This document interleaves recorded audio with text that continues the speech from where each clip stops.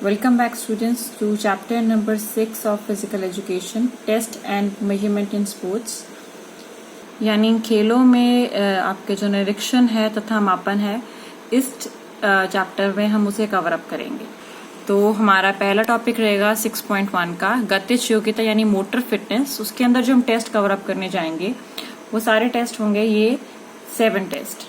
अगर बात करें तो इसमें कवर अप करेंगे हम number 1 50 metre standing start test, number 2 600 metre की दौड़ या चाल वाला टेस्ट, नंबर 3 बैठ कर पांव को पकड़ना यानी sit and reach test, number 4 आंशिक कर्ल अप टेस्ट यानी partial curl up test, number 5 में पुशअप गर्ल्स और बॉयज के लिए अलग अलग मॉडिफाइड है, जो गर्ल्स के लिए वो आएगा, नंबर 6 खड़े होकर लंबी छलांग वाला आपका टेस्ट आ जाएगा, एंड नंबर 7 आपका आ जाएगा सुफूर्ती यानी एजिलिटी का टेस्ट आ जाएगा। 10 मीटर क्रॉस 4 शटल रन की दौड़ आ जाएगी।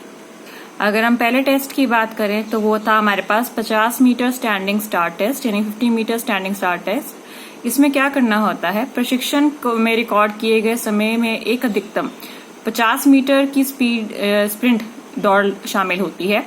कुछ वार्म अप एक्सरसाइज करने के बाद आप फटाफट से इसमें दौड़ लगाएंगे। जितनी जल्दी आप इस दौड़ को पूरा करेंगे वो टाइम आप रिकॉर्ड कर लेंगे। नेक्स्ट आ रहा है आपका 600 मीटर दौड़ या चाल टेस्ट। ये दौड़ जो है फुटबॉल के मैदान अथवा किसी भी मैदान में आप करवा सकते हो। इस प्रशिक्षण में धावक 600 मीटर की दूरी को तय करता है। धावक शुरुआती रेखा से खड़े होकर शुरुआत करेगा।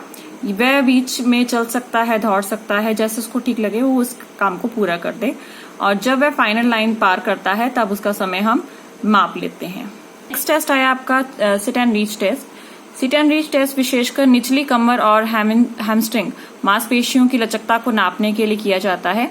ये प्रशिक्षण महत्वपूर्ण है क्योंकि शरीर के इस भाग में जो स्टिफनेस है वो बहुत ज्यादा होती है, झुकाव आपका कम होता है। आगे की ओर कूल्हों की तरफ जो झुकाव है उसके कारण कमर में कई बार दर्द बना रहता है।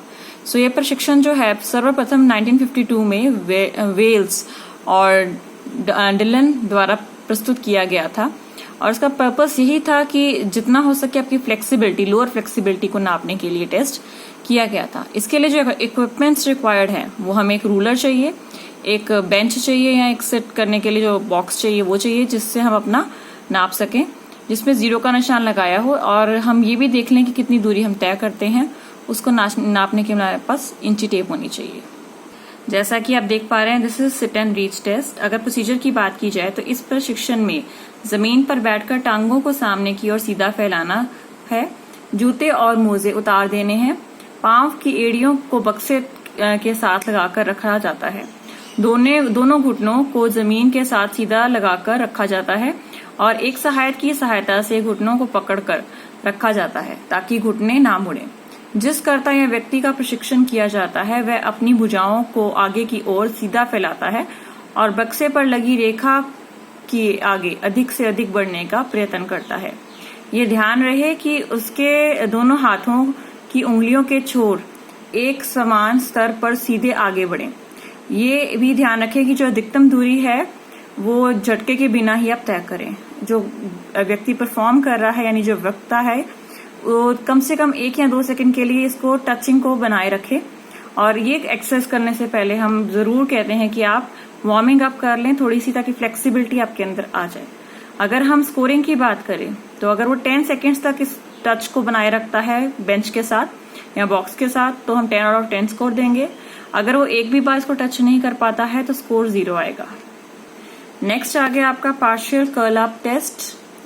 प्रारंभ में पीठ के बल लेट जाएं, घुटना झुके हुए और पैर कुल्ले से 12 इंच की दूरी पर होने चाहिए। पैरों को एक ना तो किसी वस्तु से रोकें तथा ना ही वस्तु पर रखें। बिल्कुल पैर आपके जमीन पे बिल्कुल बैलेंस होने चाहिए। बाहों को फैलाकर जांघों पर रखें। सिर तथा जो आपका तटस्थ है एक बिल्कुल बैलेंस पोजीशन में होना चाहिए, इसका मतलब ये। और कर्ल अप की स्थिति में आप बॉडी को ऊपर उठाएंगे और अपने जो घुटने हैं वहां तक अपने हाथ को रेस करने की आप कोशिश करेंगे। अप एंड डाउन की स्थिति में कोई भी ठहराव नहीं होना चाहिए। एक कर्ल अप आपका टच करके ऊपर नीचे आने पे 1 कर्ल अप आपका पूरा होता है। स्कोरिंग सेम रहेगी। अगर आप 1 कर्ल अप पूरा करेंगे तो 1 मार्क आएगा आपका। अगर आप 10 के 10 कर्ल अप पूरा करेंगे तो 10 की 10 स्कोरिंग हो जाएगी। नेक्स्ट आते हैं पुशअप टेस्ट। पुशअप एक बुनियादी प्रशिक्षण है जिसका प्रयोग कोच, प्रशिक्षक और एथलीट के द्वारा शरीर की ऊपरी भाग की फिटनेस के लिए किया जाता है।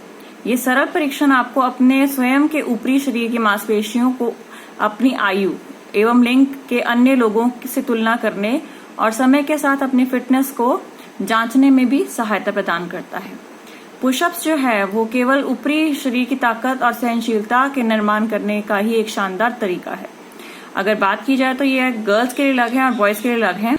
नंबर 1 आता है पुशअप फॉर बॉयज। अगर पुशअप फॉर बॉयज की बात की जाए तो नॉर्मल पुशअप जो हम वार्मिंग अप में कराते हैं सेम वही पुशअप्स करने हैं। कंधे और कूनियों को चौड़ाई में पूरा फैलाकर कंधे की चौड़ाई में हाथों और पैरों की उंगलियों पर एक पुशअप जो है वो करें। पैर की उंगलियां कुल्ले और कंधों की ओर सीधे रेखा में होनी चाहिए। फिर आप 90 डिग्री के एंगल से झुकें और ग्राउंड को टच करें, फिर पुनः ऊपर उठें। स्कोर सेम वही। अगर आप एक भी पुशअप नहीं मार पाते तो स्कोर 0। अगर आप 10 पुशअप्स ले पाते हैं तो आपका स्कोर 10 हो जाएगा। अगला आया आपके पास संशोधित पुशअप टेस्ट, यानी लड़कियों के लिए जो मॉडिफाइड पुशअप टेस्ट है वो आ गया। लड़कियों के लिए प्रशिक्षण का संशोधन करना पड़ा क्योंकि थोड़ा सा हो सकता है मापने में या उनको पुशअप्स करने में थोड़ी प्रॉब्लम हो। पुशअप की संशोधित स्थिति में प्रारंभ कीजिए। इसमें हाथ और घुटने कंधों के अनुदेशित हैं तथा कोहनियां पूरी तरह फैली हुई होनी चाहिए। कुल्लों के नीचे ले जाएं और हाथों को तब तक आगे खींचें जब तक कि वह आपके घुटने, कुल्ले और कंधे एक सीधी रेखा में ना आ जाएं। घुटनों से सीधे तक एक सीधी स्थिति रखते हुए अपने शरीर के ऊपरी भाग को नीची और तक झुकाएं और तब तक झुकाएं जब तक आपका 90 डिग्री का एंगल बना रहता है और इसी स्टेट में आप वापस आ जाएं। ये एक राउंड हुआ, मतलब बेंड करके वापस आना आपका एक राउंड हुआ। इस प्रक्रिया को बिना रुके आपने पूरा करना है और अगर आप एक राउंड को कंप्लीट करते हैं तो आपका 1 पुशअप बनता है। अगर आप 2 राउंड कंप्लीट करते तो 2, यानी जितने स्कोरिंग आप करेंगे उतने आपके स्कोर लग जाएंगे। नेक्स्ट आता है आपका खड़े होकर लंबी छलांग लगाने वाला टेस्ट, यानी स्टैंडिंग बोर्ड टेस्ट। इस टेस्ट द्वारा टांगों की ताकत का समांतर दूरी पर छलांग लगाकर पता लगाया जाता है। इस टेस्ट में विद्यार्थी को कूदने की रेखा के पीछे पांव खोलकर खड़े होने के लिए कहा जाता है। उसके बाद उसके घुटने मोड़कर बाजुओं को झूलाते हुए आगे की ओर कूदने को कहा जाता है। अगर हम स्कोरिंग की बात करें तो उन्हें 3 छलांग लगाने का मौका दिया जाता है और उसके बाद हम उसको रिकॉर्ड किए हुए जो डिस्टेंस को टेबल से टैली करके फर्स्ट, सेकंड, थर्ड को हम घोषित करते हैं। लास्ट आया आपका इसके अंदर स्फूर्ति यानी एजिलिटी टेस्ट। ये टेस्ट के लिए 30 फुट की दूरी पर 2 समांतर रेखाएं मैदान में बनाई जाती हैं और एक रेखा के पीछे लकड़ी के 2 ब्लॉक रखे जाते हैं। विद्यार्थी को दूसरी रेखा के पीछे खड़ा होना होता है और रेडी करते ही आपने सिग्नल को पकड़ना है। आप एक छोर से दूसरे छोर तक यहाँ टच करेंगे, वापस यहाँ आके भागकर द्वारा टच करेंगे, यानी आप कॉन्टिन्यूस को टच करेंगे। 2 प्रयत्नों में आप इस 10 सेकंड को आप पूरा कर पाते हैं तो आपका स्कोर 10 आउट ऑफ 10 है। अगर नहीं कर पाते हैं तो 0 आता है। अगला जो टेस्ट करने जा रहे हैं वो है हमारा जनरल मोटर फिटनेस टेस्ट। ये मोटर फिटनेस टेस्ट हमें muscular strength, muscular endurance, cardiovascular fitness, power, agility, reaction, balance, speed सब बनाने में बहुत बहुत हेल्पफुल है और इसमें 3 टेस्ट शामिल है बेसिकली। जैसा कि आप देख पा रहे हैं ये आपके पास आते हैं। Number 1 standing board jump test, number 3 zigzag run, number 4 medicine ball put test.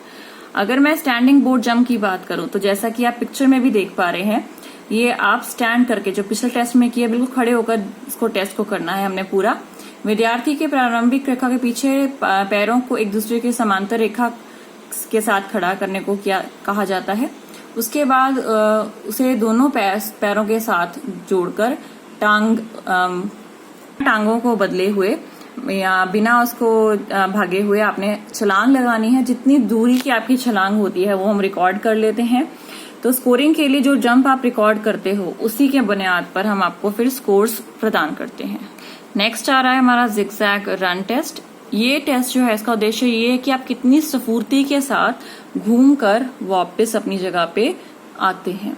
अगर देखा जाए तो भाग लेने वाला जो व्यक्ति है उसको जिग-जैग इस तरह से गोलाई में घूमकर वापस आना होता है। भाग लेने वाले को विशेष तौर पर निर्देश दिया जाता है कि रुकावटों के इर्द गिर्द जाते हुए उन्हें पकड़ना नहीं है और गुम नहीं करना है किसी चीज को। यदि कोई फाउल करता है तो पूरी दौड़ को पुनः करवाया जाता है। रेडी गो सिग्नल के बाद भाग लेने वाला जो है जिग-जैग दौड़ेगा। प्राइमर स्टॉप को स्टार्ट कर दिया जाता है और उसके जो सेकेंड्स हैं वो हमने काउंट करने हैं। जैसे कि हमने यहाँ से स्टार्ट किया, ए से स्टार्ट किया, ए से आप गए बी, फिर then C, then D, then E and then back to F, F से वापस ए तक। आप कितनी देरी में या कितने टाइम में इसको पूरा करते हैं उसके बुनियाद पर आपकी स्कोरिंग की जाती है। नेक्स्ट आता है आपका मेडिसिन बॉल पुट टेस्ट। इसमें जो आपका ऑब्जेक्टिव है वो बाजू और कंधे की ताकत को मापना रहता है, जैसा कि आप देख पा रहे हैं। यानी इस टेस्ट के शुरू में ही आप भाग लेने वाले को निम्नलिखित आदेश देते हैं। मेडिसिन बॉल को फेंकना नहीं है, जोर से नहीं फेंकेंगे आप बहुत, ठीक है, परंतु जिस तरह बताया गया है उस तरफ से भाग लेने को 2 रेस्ट्रिंग लॉन्चिंग के लाइंस के बीच में आपको खड़े होने को कहा जाता है। उसके बाद आप इसको थोड़ा सा अपने एक पैर को बेंड करेंगे, राइट पैर को बेंड करके लेफ्ट पैर को पीछे की ओर लेके जाएंगे।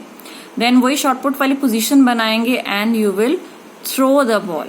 और इसको पूरी फोर्स के साथ नहीं करना, आपने बेंड करके करना है इसको थ्रू। और प्रत्येक भाग लेने वाले को 3 ट्रायल लेने होते हैं। फाउल्स को गिनती भी होती है यहाँ पे। लगातार 3 से अधिक फाउल होने की स्थिति में आपको दोबारा बुलाने का मौका नहीं मिलता है और ये ध्यान से करना होता है। ये निर्देश देने के बाद आप इवेंट को आप देखें कि किस तरह से परफॉर्म करना है। So with this we end part 1 of lesson number 6 खेलों में निरीक्षण तथा मापन। और इसके साथ आपको PDFs और अटैच वर्कशीट्स मिल जाएंगी, उनको प्लीज कंप्लीट कर लीजिए अपनी नोटबुक्स में। Thank you students.